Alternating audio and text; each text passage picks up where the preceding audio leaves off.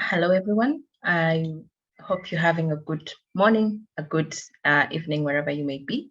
My name is Karen Bett. I'm a policy manager with the Global Partnership, and I'll be your moderator for this event. It's a 1-hour session and an official side event for the UN Statistics Commission. Just to let you know, for housekeeping, we have this session available in 3 languages. English, we have simultaneous interpretation in French, Spanish, and we have our colleagues from Sweden also providing sign language interpretation. As I mentioned, this is running for 1 hour, and we're really here to learn from countries around strengthening citizen-generated data and learning some of their experiences and what they've learned, what are some of the lessons from those countries, and what does the future look like for CGD. Just to also share some remarks that as the global partnership, we've actually seen CGD going full circle. 5 years ago, it was very almost impossible to have a conversation about CGD between civil society organizations and national statistical offices.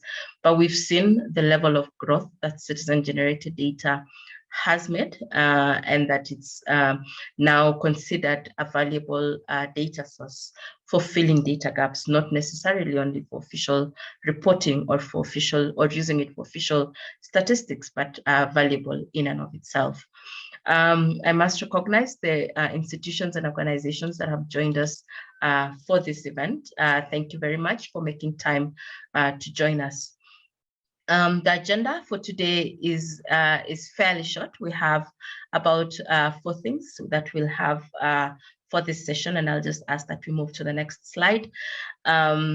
We will start with some remarks from KNBS, and then we'll move to a quick poll, a quick Slido poll, just to get the pulse of participants on this call. And then I'll invite 3 colleagues from KNBS, Paris 21, and UNWomen to share their insights. And then we'll open up the floor for Q&A, and then we'll close. So without further ado, I'd like to invite Rosemary Bowen from the Kenya National Bureau of Statistics to give her opening remarks. Over to you, Rosemary. Thank you, Karen. Good morning, good afternoon to you all. I'm delighted to be making some opening remarks on behalf of my Director General of KNBS, that is Mr. McDonald Obudo, who was not able to join us today because of other duties. I'm very delighted to be part of this side event together with our partners, that is the UNWomen and Paris 21 and the GBSDD.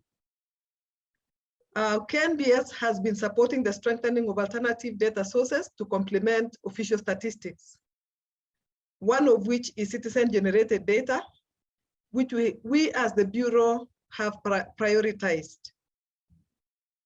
Why is it important to us? Oftentimes, we have many data gaps that official statistics alone will never be able to fill. And this is where the citizen-generated data comes in to help us to close the gaps, but also allow us to interact with the producers of citizen-generated data and learn from one another. It is also more important, not just to learn from one another, but it is important to be able to foster relationships and work collaboratively in a participatory manner to ensure that we deliver the best data for the country. And also it is important that we support one another to ensure that the data that has been generated is used. Last year, I joined an event which was focused on the use of CGD to understand antimicrobial resistance. Those findings were quite real to me, and I could relate because the use and misuse of antibiotics is something that is happening in our country, in our day-to-day life. And data from citizens helps us to have a clear picture of the issue. We don't have this kind of information from the official data collection efforts. Why do I give this example? Citizen-generated data that comes from ordinary people where they participate. And these particular people care about the issue. So this is a learning for the statistical community as well. It's a learning experience for the statistical community. How do we get people to take care about our data and statistics? This is a question I will leave for you all to ponder as we participate in this event.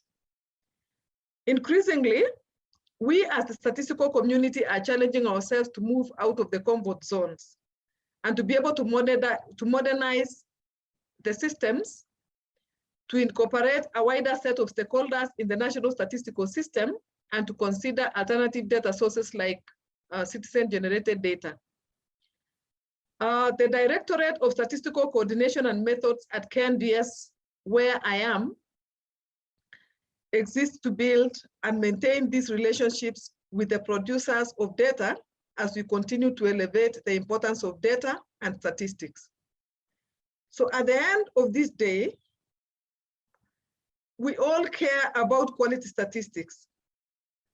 And as NSO, we have a big role to play to steward other producers of data as a trusted partner.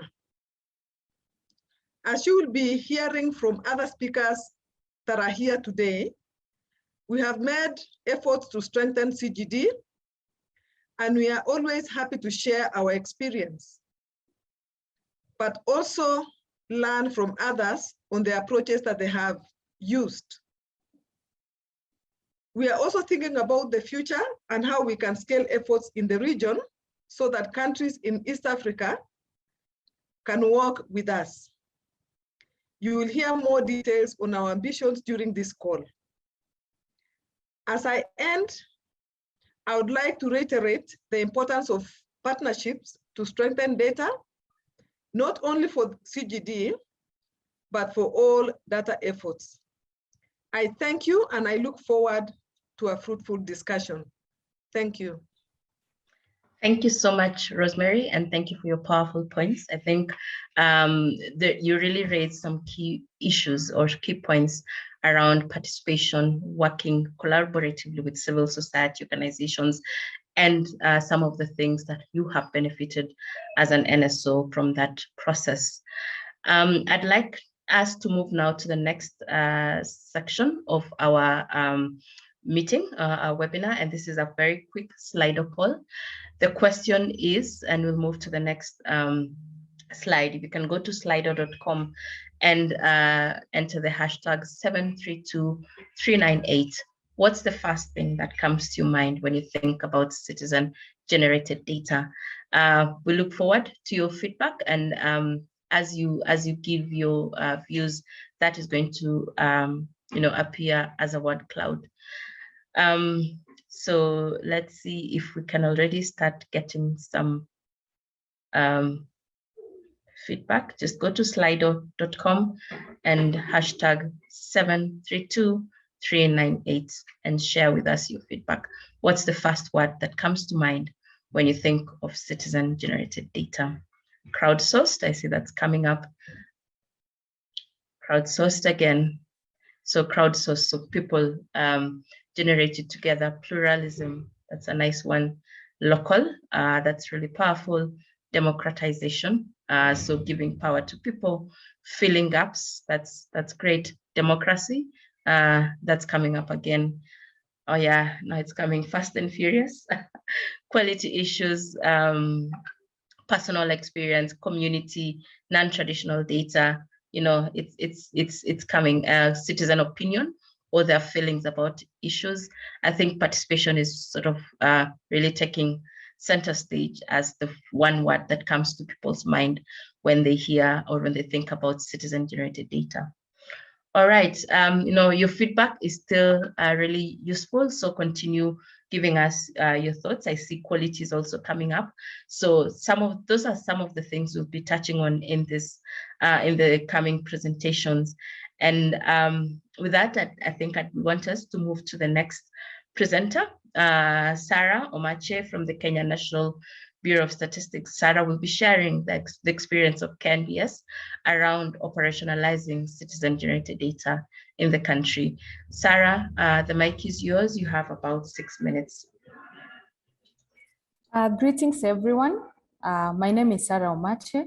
I'm a statistician. I work for Kenya National Bureau of Statistics, also in the Directorate of Statistical Coordination and Methods. I'm glad we are here with this conversation. And I am passionate about citizen-generated data. Whatever we are going to talk about is our experience that we've had through the process. To give a background of where it started, we have the overarching strategy or the overarching framework for coordination of the national statistical system, which is also in other countries, which is the strategy for development of statistics. In this strategy, we prioritized data quality as a focus area.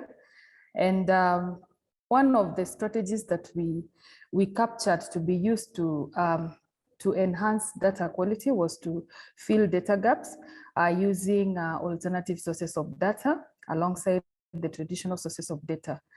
So CGD came out as one of the sources of data that we could explore to complement what we have for citizen-generated, or what we have for official statistics, that is from surveys and censuses and administrative records.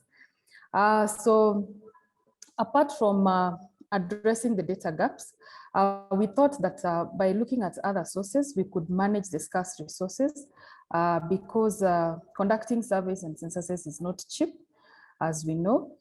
So if we could look at these sources of data that can especially provide estimates at granular levels, it will save us resources. It will also avoid duplication of resources, whereby the National Statistical Office goes to collect this data, and at the same time, there are institutions out there or individuals or groups that are collecting the same information. We also thought that if we forge these partnerships with the non-state actors or the civil society organization, we could leverage on this partnership to ensure that we have information for the gaps that exist and to ensure that the process is sustainable. What have we done so far? We've built awareness within the National Statistical Office on citizen-generated data. We've also built our relationship with the civil society organization, which was a process that started much earlier before we started the process of operationalizing, because we were already working with them on various technical working committees on different areas, statistics. We have held meetings with the stakeholders on CGD, and we hope that once we have this data and we know that it exists, we need to put it through a criteria or to set thresholds of quality before we can use this data for reporting. So far, we've set out what we need to check in this data in consultation with the CSOs and other stakeholders. And we engaged the umbrella body, which is the SDG Kenya Forum, which is an umbrella body for the CSOs. We engaged them and they provided a list of the possible CSOs that produce a CGD. And with the questionnaire that we developed in a meeting with the CSOs, we administered the questionnaire to these CSOs. So far, we have received response from over 60 of these civil society organizations. And the data is quite interesting. And we are still receiving more responses. And some of them have even shared the kind of data that we have, which is very interesting. And there's lots of potential in that data, as we can see. Next, we hope to analyze deeper this information and produce a report and way forward based on that data. The data will also allow us to develop a score allocation matrix, so that when we receive any sources of CGD, we can subject it to this score allocation matrix and decide or determine whether the data meets the minimum threshold, and we can easily use it. Or we can also build capacity to improve the quality of data. Next slide, please. What lessons have we learned so far? The major one is that our official statistics or official sources cannot answer all questions. Yet some of these questions that go unanswered or that are pending are very important in development. And it is inevitable for us to go out there and harness citizen-generated data to complement official statistics. Another lesson is on partnerships and collaboration. Just like in other sectors or in other areas of specialty, partnerships and collaborations are inevitable, especially between the government, or in this case, the NSS, and the producers of the non-state actors who produce this citizen-generated data. And from those partnerships, of course, it will not be a benefit on either of the parties, but it will be a mutual benefit. And we'll gain by having sustainability in the process.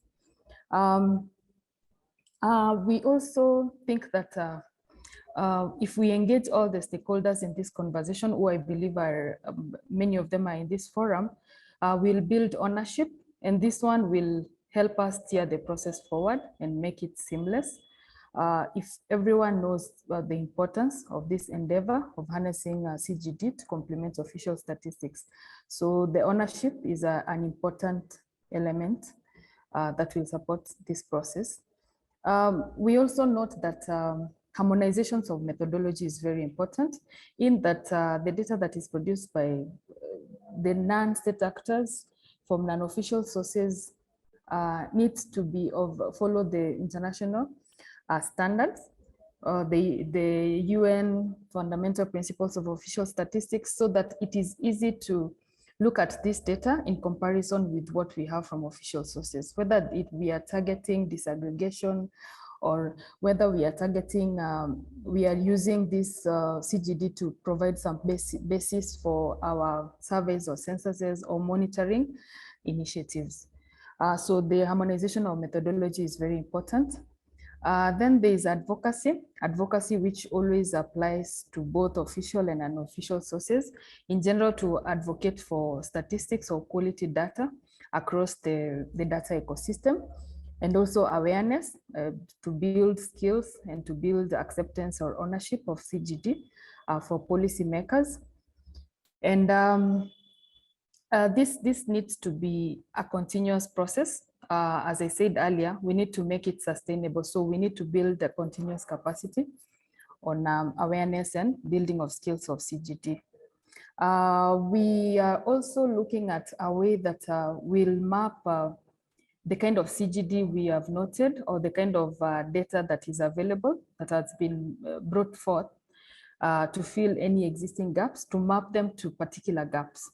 The initial or the first or priority target is for us to fill data gaps that are for SDG reporting. But we are also looking at what we can get to get data at lower levels. For instance, our samples, the sample sizes allow us to report up to the devolved governments, the county governments. But if you wanted to disaggregate the data further into sub-counties and other lower levels, CGD can come in handy. We are hoping that we will inaugurate a technical working committee that will follow up on these issues, that will be made up of the stakeholders who will discuss CGD on regular basis to ensure that the process moves on as planned.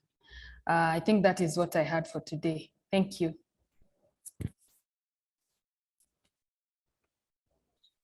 Thank you so much, Sarah. I think you ended with a very strong statement on, putting this into practice by a technical working committee on CGD to sort of shepherd the NSO. So we've heard from Kenya, and I see the questions are coming in. I'd like now to invite Liliana from Paris 21 to also give us a snapshot of what they've seen across the countries that they've been supporting. So going beyond Kenya, what are some of the things that you're learning or uncovering when it comes to citizen-generated data? Liliana, over to you, and you have about 7 minutes. Thank you so much, Karen. It's really great to be here today, and greetings to everyone. So I must say it's a very exciting time to be at Paris 21 currently, and that's for a couple of reasons. So we are really observing a lot of attention is being given to data and evidence in policy making, and that's also part of what the pandemic has brought. There's also a growing interest in alternative data sources and citizen engagement, and I think that's the role of that endeavor in democratization of societies. And importantly, there's I think we all agree that the NSOs are entering a new era with the new roles that are coming ahead, and that the data quality and the rigor of statistics have never been more important. So citizen-generated data can be not only a tool to close long-standing development data gaps, but we really think that it's also about building a productive dialogue with CSOs about official statistics, and about enriching official statistics with new insights that are coming from bottom to up, and this is insights that comes from communities and citizens. So I would like to start maybe with a couple of interesting trends that we observe in capacity development, and we can see them now on the screen. So first of all, and I think that has also been shown by the side events so far, so there's a complexity in data ecosystems. We enter a decade of action, of course, and the pandemic has profoundly disrupted the way data collections are being done in many countries, including in low and middle income countries. And this disruption refers to, of course, data collection methods, and there's a much stronger interest in alternative data sources, but also this disruption of composition of data ecosystems. So we see emergence of the private sector, civil society, research, academia, and so on. And also in terms of roles and relations. So the NSO is increasingly interested in tapping the new non-traditional data sources, and there's this complexity in leveraging even the administrative data records. So lots of potential for alternative data sources. The second point is the more demanding coordination and data stewardship. So last week, Paris 21 released a global survey of NSOs together with the World Bank and UNSC. And that was a survey on the implementation of Cape Town Global Action Plan for Sustainable Development Data. And this survey has confirmed our observation that there's a great need for partner support to national statistical offices to enhance their capacity to use new data sources and new methods and new technologies. And that's a top priority for countries. Also, in particular, with regards to data stewardship of the NSOs, which has been, of course, receiving a lot of attention recently, the information from that survey confirmed a much higher demand for support among low and middle income countries compared to high income countries. We can also observe the seeking of cost efficiency. So tapping into data that are already collected can promise new insights and also more granular and more timely findings. And finally, there's a growing demand for accountability and data collection that's closer to citizens that we saw already. And, of course, independent statistics are a tool for accountability, but also, people have to be placed at the center of the data revolution. And, we are entering this decade of action. There's nothing that can be done without participants. And we hear that well, I think, from the culture of civil society around. So there is a lot of course, potential for CGD to ensure that the SDGs are being monitored also by citizens, and that there are transformational really changes that can tackle and citizens' involvement in that can tackle the huge global challenges that we are facing currently. So in the second slide, I have gathered a couple of points on the lessons learned of Paris 21 support to countries in terms of operationalization of CGD. So our collaboration in that field started back in 2019 through the partnership with Partners for Review, whom I would like to thank, because that has really opened up the avenues for our work to develop the capacities of new and traditional actors to improve SDG monitoring. So our pilot on CGD has been set in the Philippines. So 2 days ago, we have seen a presentation from the Philippines on how they approach the CGD from the quality perspective and how they use the CGD to report on Tier 2 and Tier 3 SDG indicators that were missing. They also provided examples how CGD could improve the disaggregation of existing indicators. And since then, Paris 21 has been supporting Maldives, Ecuador, and Kenya in that regards. So in particular, we had just heard from Kenya, and our partnership with KNVS on operationalizing the CGD has entered a very promising stage, as you could see. And we really are very hopeful that this could help us, build on strong partnership so far with civil society actors on the ground, but also look for synergies with other partners in the ground. So another point, there's a huge potential to leverage CGD in Africa. And I would like to share insights from our pre-learning session on CGD that we organized 2 weeks ago with a number of countries from East and Southern Africa in collaboration with GPSDD, UNWomen, Partners for Review, and KNVS. So in terms of enabling environment, we see, of course, a vibrant and active civil society, but also in terms of a more systemic side, I would say, in terms of legislation, we see a growing number of data protection acts that can help to source CGD safely. And many countries, of course, have already statistics laws in place. But we also see that CGD is starting to show up in NSO policy agenda. And that, for example, that the NSDS, the National Strategies for the Development of Statistics, are more and more often referring to the use of non-traditional sources. And this is important because this can enable the NSO to use the CGD continuously and more sustainably. So there's also a need for a stronger data governance that we observe. And of course, we see that countries seek support in developing robust protocols for data exchange and data access. And well, last but not least, in that regards, there's a shortage of resources, investment in human resources, and also in data infrastructure is needed. So moving to the next point, technical capacities. So we are seeing a clearly articulated need for capacity building both in the NSO and in civil society space. So in terms of NSO needs, the quality assurance and data validation, and also soft skills that I will touch upon later. In CSOs, clearly articulated needs to be supported in data collection endeavors, data quality, but more broadly data literacy. So there's a high heterogeneity of CSOs.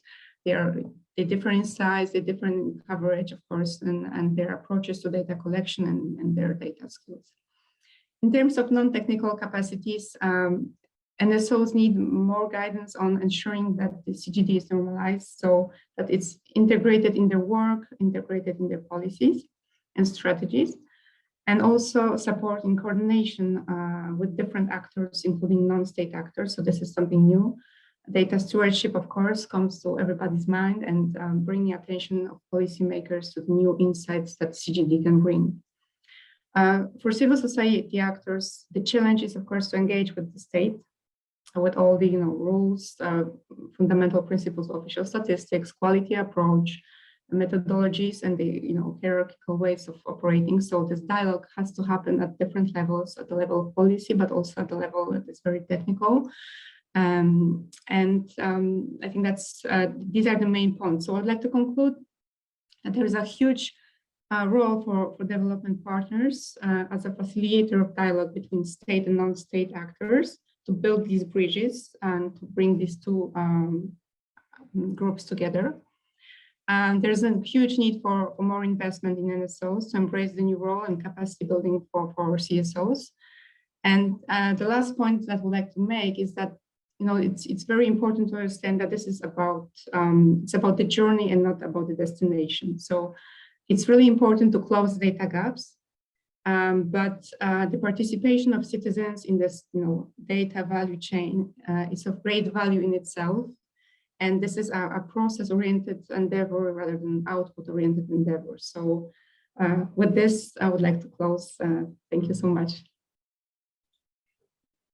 Thank you so much, Liliana, and for your closing remarks around the role of citizens participating in the entire value chain in and of itself is valuable, not just for closing data gaps. And really, it's a journey, it's not a destination. And I think what we've been able to gather from this webinar so far is we've sort of had a country experience. We've had experiences from a number of countries and some of the priorities that came from the peer exchange that Liliana, you mentioned around the fundamental building blocks to strengthening CGD, enabling environment, technical and non-technical. And I think clearly there are two sides to this coin. There's supporting national statistical offices, but also supporting civil society organizations. I'd like us to now start painting a picture of the future. And with that, I'd want to invite Isabella Schmidt from UNWomen to help us give us that clear picture of what does the future look like when it comes to strengthening CGD. Over to you, Isabella, and you have about 6 minutes. Good afternoon, everyone, and welcome to this special session on citizen-generated data. Can you please show my slide screen? Yes, this is it.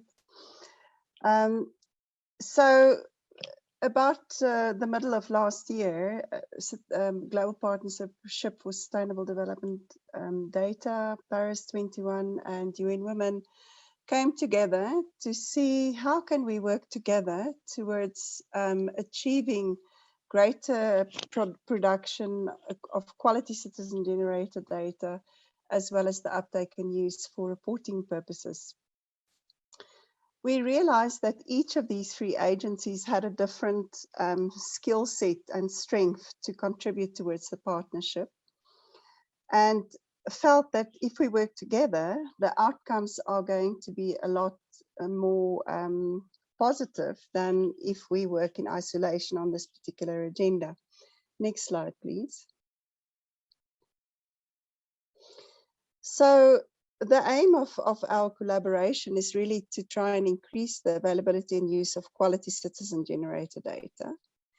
But we also realize that, as Liliana has just pointed out, this cannot really happen unless we begin to look at how do we further modernize the statistical practices and production processes of national statistical offices.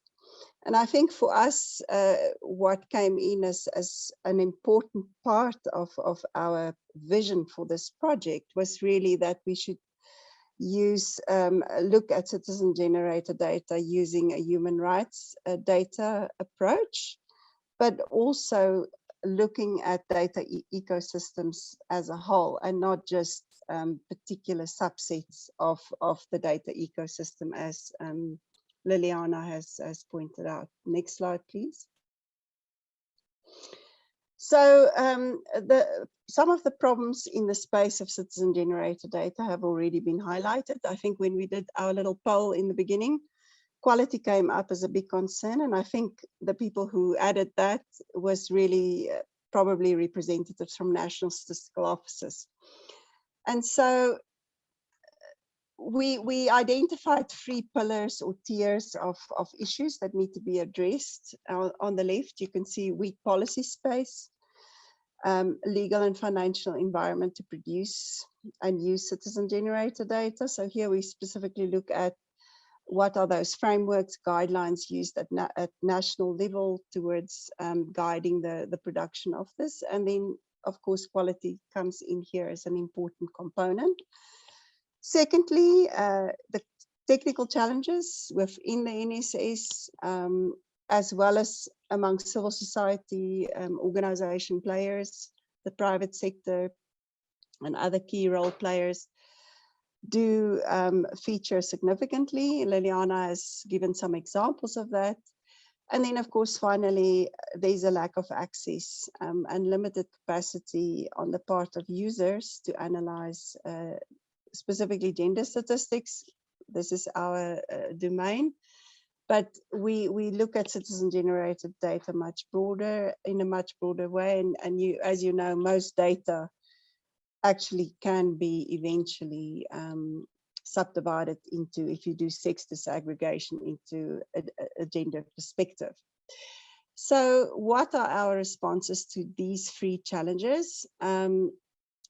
We would like to introduce institutionalized normative frameworks, and specifically the activities that we will be looking at would be supporting the development of governance frameworks and institutional mechanisms to support, recognize and use citizen-generated data.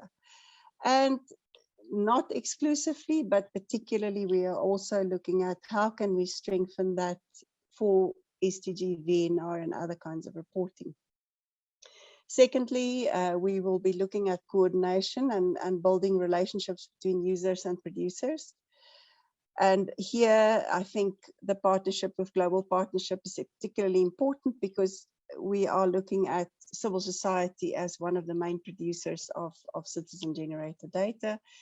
And then finally, under normative frameworks, we will be looking at global awareness and looking at increasing the recognition and support for citizen-generated data. So for me, seeing 112 people in the room is excellent. I think this amount of interest shows that this is the right time and the right space to begin to talk about the importance and also how we as a collective can begin to move this agenda forward, not only in producing the necessary guidelines, but also putting more resources, financial and otherwise, into this agenda. Excuse me. So in terms of increased capacity, our collaborative particularly would like to look at how can we improve the quality of citizen-generated data. For identified indicators, this will be determined by our country partners, and then of course, in close collaboration with national statistical offices, the producers of citizen-generated data and other related interventions that will feed into this process. And then finally, under increased capacity, we will focus on improving the availability of quality citizen-generated data through the adoption of technology and infrastructure. As you know, this field is actually quite buoyant at the moment in terms of using technology to facilitate and enhance the quality and as well as the reporting of data and information. And then finally, which this particular workshop is part of, we need more advocacy, uptake and use. And under that area of focus, our collaboration plan to particularly look at how we can integrate this into reporting. How can we make citizen-generated data more acceptable to especially national statistical offices for official data purposes. Next slide. So our vision as a collaborative is to look at doing this using a phased approach. Our geographic scope to start off with will be in East and Southern Africa. And we are particularly targeting Ethiopia, Kenya, Tanzania, Uganda, and Rwanda. And as you've just learned, some significant work has been done in Kenya.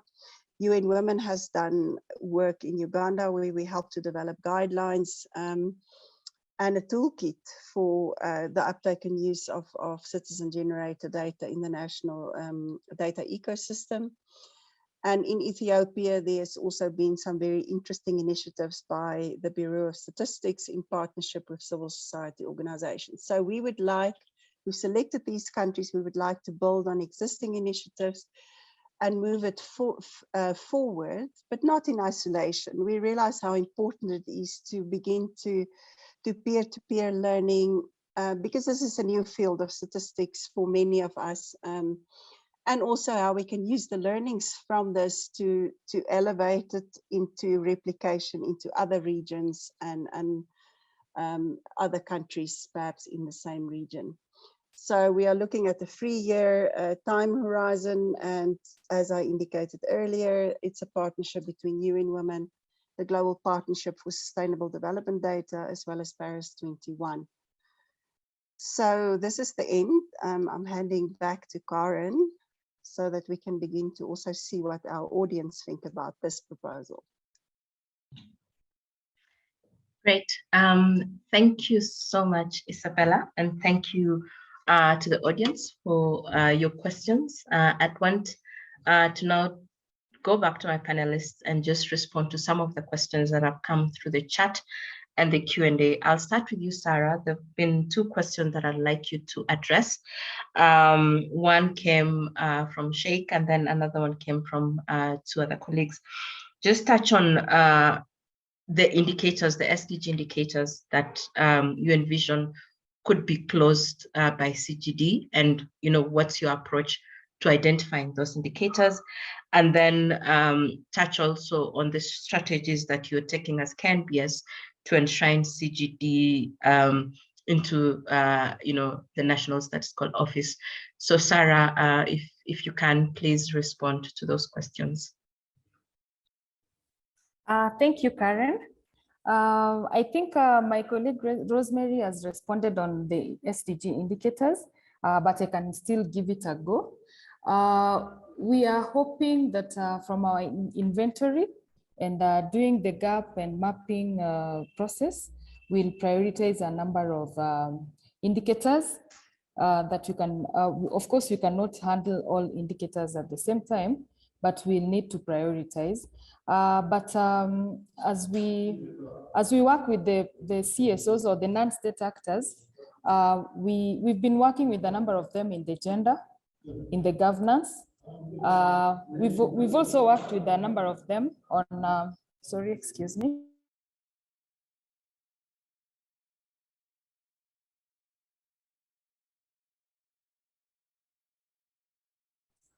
Sorry, I had a small technical hitch.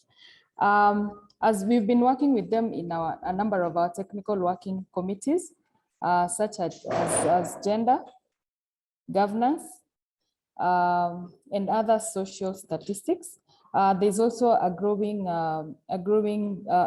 discussion that is upcoming on cultural statistics, which we can also build up using from CGD. And there's also another question that was on the strategies that we use. In my presentation, I mentioned that we've leveraged on partnership and the ownership, like many stakeholders are interested in building the CGD. So the partnerships we can leverage upon partnerships to build CGD. But at the same time, I'd want to mention guidelines. For instance, the GPSDD developed some guidelines which the KNBS validated, and they were launched in 2021. They are a good document to guide in the production of CGD. And I think there's the regional guidelines by the UNWomen. So those are some of the things that people need to be sensitized on, or they can provide guidance in the process. And we also envisage to have the technical working committee, as I mentioned in my presentation, which will be a platform to follow up on these activities on CGD and make it a sustainable process. Thank you. Thank you. Thank you so much, Sarah, for that. I'd want to now come to you, Liliana. There's a question from Latte and also a second one on the question on representativity, representativeness of CGD, and what are some of your experiences or your thoughts around that? And also, how does CGD align with the NSDS? I think you can respond to that, given that you have a snapshot of many NSOs. Mm-hmm.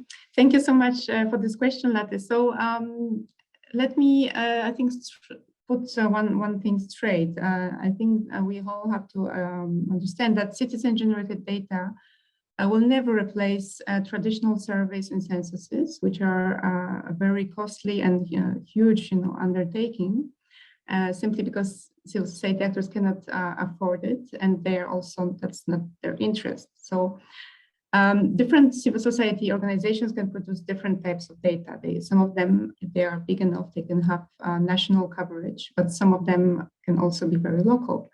So most of the CGD may never reach that national representativeness, but they can have a very good local representativeness.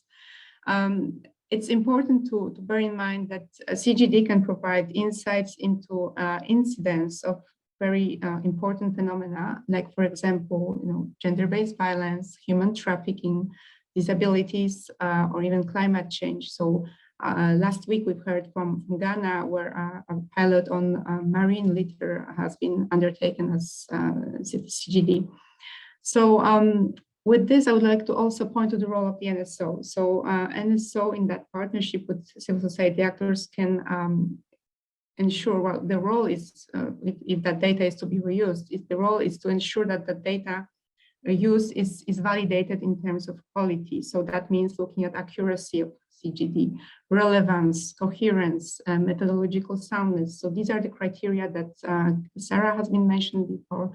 And these criteria will help NSO at least evaluate that CGD is not official statistics, that CGD is fit for purpose to inform specific certain data gaps where official statistics are missing. Last but not least, the NSO can go back to civil society actors and help them identify some of the gaps in quality, be it coherence, be it methodological soundness or metadata. And I think this is also important to stress that there's no cross-fertilization in that dialogue, because civil society actors, because of their grassroots background, they can bring really interesting insights into certain problems, and then can also help NSOs understand some phenomena, like, for example, drivers of poverty, shed light on certain marginalized groups, and I think that's very important. In terms of how CGD can be addressed in the national strategies for development of statistics, well, this is already been happening. You can, for example, check the NSDS of Kenya, and many countries are putting alternative actions to embrace alternative data sources as part of their national strategies, be it short-term or long-term. So this is already happening, and Paris 21 is assisting many countries in that endeavor. And this is, of course, a process that won't happen overnight. So we see still a great need for support in that matter.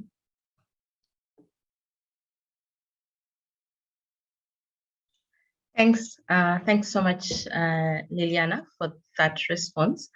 I'd want to come to you now, Isabella. Obviously, being a statistician, we could weigh in to some of the responses that Liliana and Sarah have given, but also there's a question that came from Ahmed around methods or how you've used CGD to research on gender gaps in Kenya.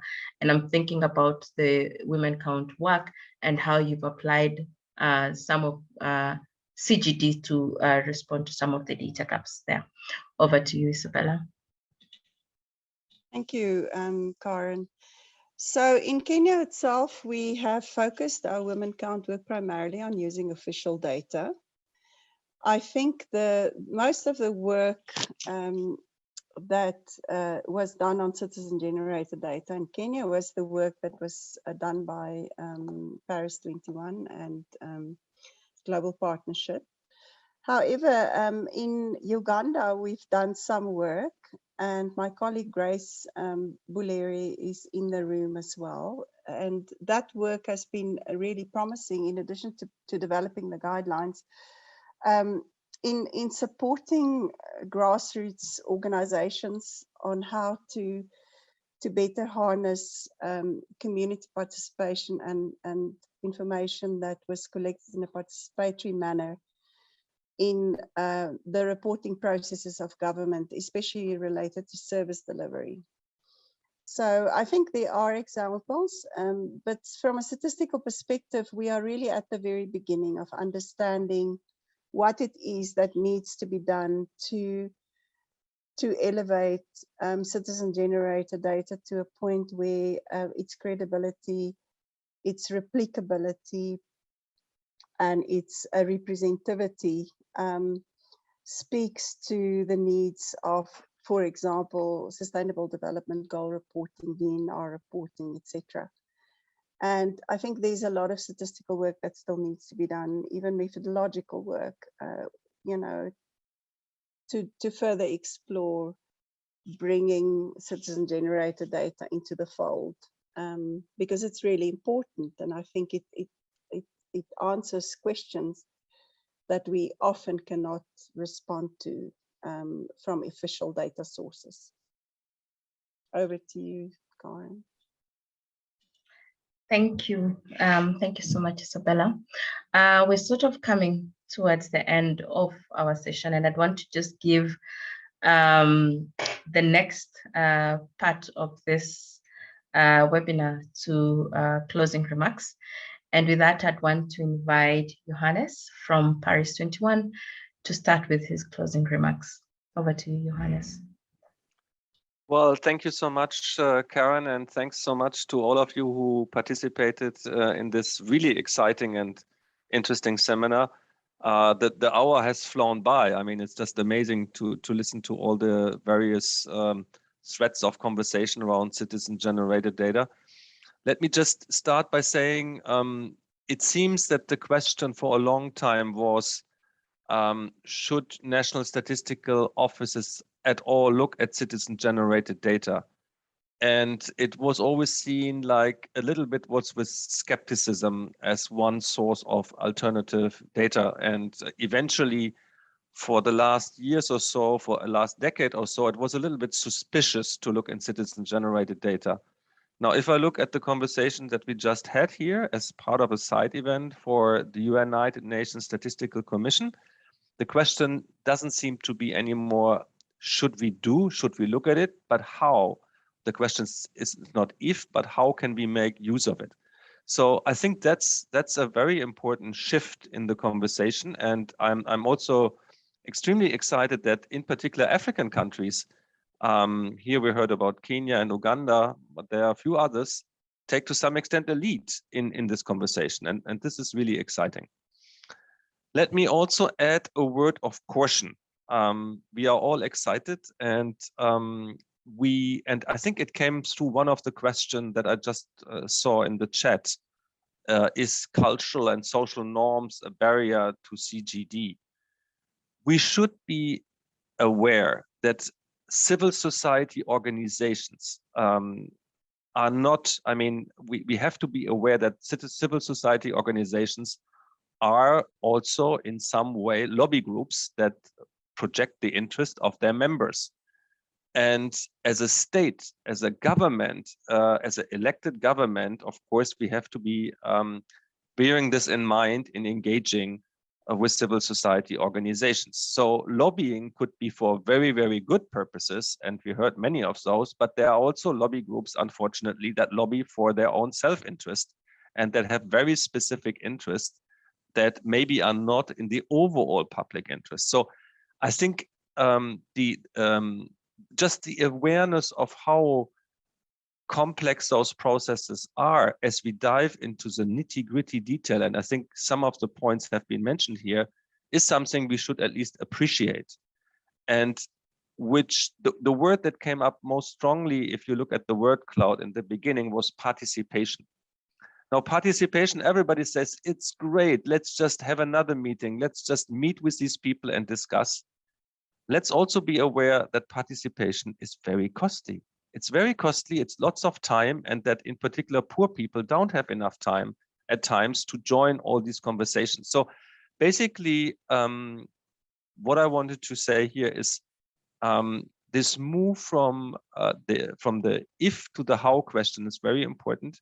And we need to be very wary of how we organize this important dialogue and to ensure proper participation, ensure that we are in control of the transaction cost, And then, of course, many of the things that have been said in terms of strengthening the capacity on the side of the NSO to be a fully well-equipped interlocutor, and to be able to manage those very different interests, that will help really to move the agenda forward.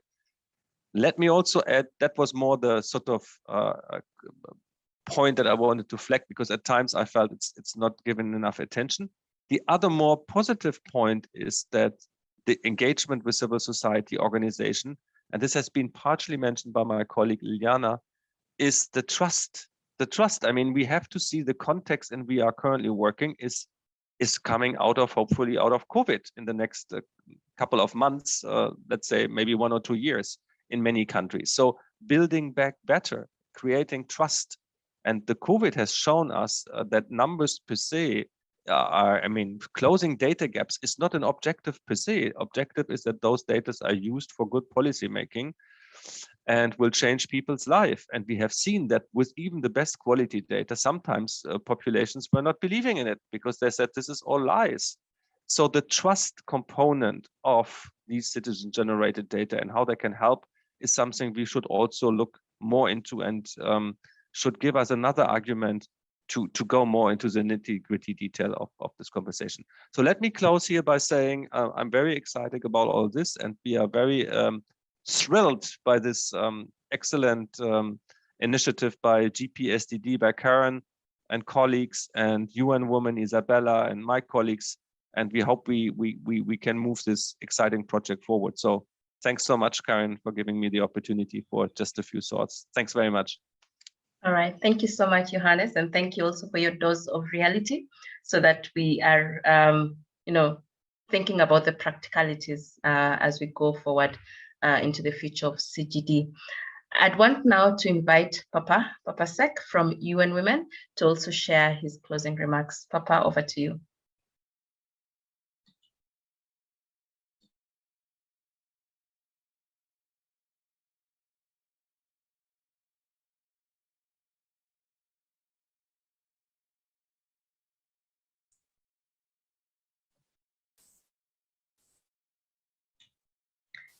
Papa, I think you are on mute. We cannot hear you.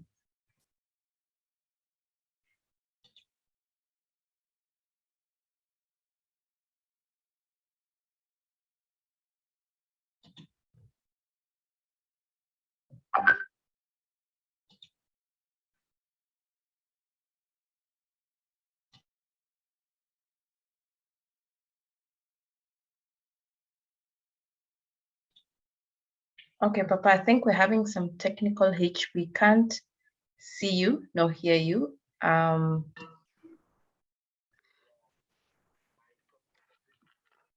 Okay, so I'll just say to them that, okay, thanks. So Karen, sorry, I just called Papa. He indicated that his computer froze and he's reconnecting now. So he will be a little bit delayed. Okay, so maybe we can just give Papa like a minute to connect, just since he's trying to connect.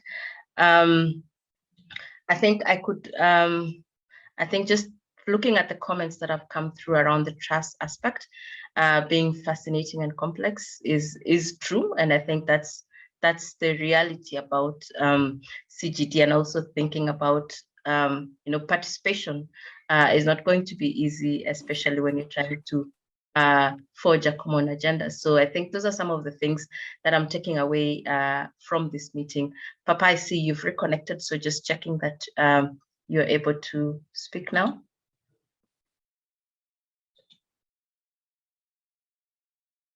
Yeah, sorry about that, and sorry, Karen. My computer just, suddenly frozen. So I hope you can hear me now. Yes, loud and clear. Yeah. No, really, just say thank you for this really excellent conversation. A couple of years ago, a few years ago, I would say, not a couple. This was my first foray into this conversation, where we had organized a panel with a head of National Statistical Office and a head of a civil society organization. And, you know, it was a very passionate conversation, but it went like this. The head of civil society said, the head of the NSO said that to the CSO colleagues, your data isn't good enough. And the other one said, your data is not useful enough for me. So really, I think I'm really happy that now we've really moved beyond that binary conversation and gotten to a point where everybody understands that there's really huge potential for CGD, but also I would say collaboration and understanding that everybody stands to gain something. I think a point to add to what everybody has said. We focused on how we can improve CGD and, you know, what the benefits are, you know, that we all stand to gain, particularly, you know, civil society organizations, NSOs, and etc. But I also would like to stress one more factor, which is that, you know, understanding how this engagement can help to address the other important side of this conversation, which is making official statistics more useful and fit for purpose. We really need to get to that point so that essentially, I mean, we can meet the objectives and the lofty ambitions of the 2030 agenda. I think, you know, we need to also have a conversation about and debunking the assumption that official statistics and official data are always perfect, and that everybody just needs to be brought to that level of standards. I think the conversation with civil society and users in particular can really help to get us to a point where we can really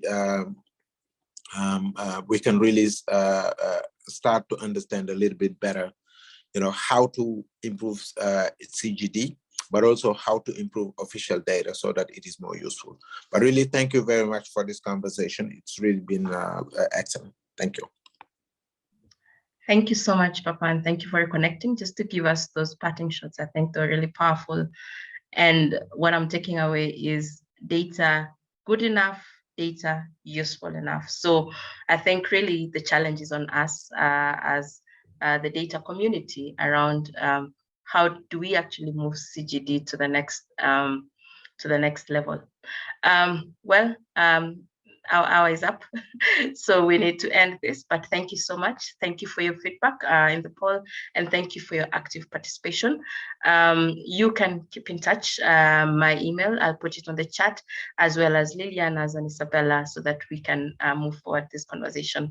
I want to wish you all a nice day, evening, morning, wherever you may be, and best wishes in the other events that you'll be participating in other activities. That's a goodbye from me for now.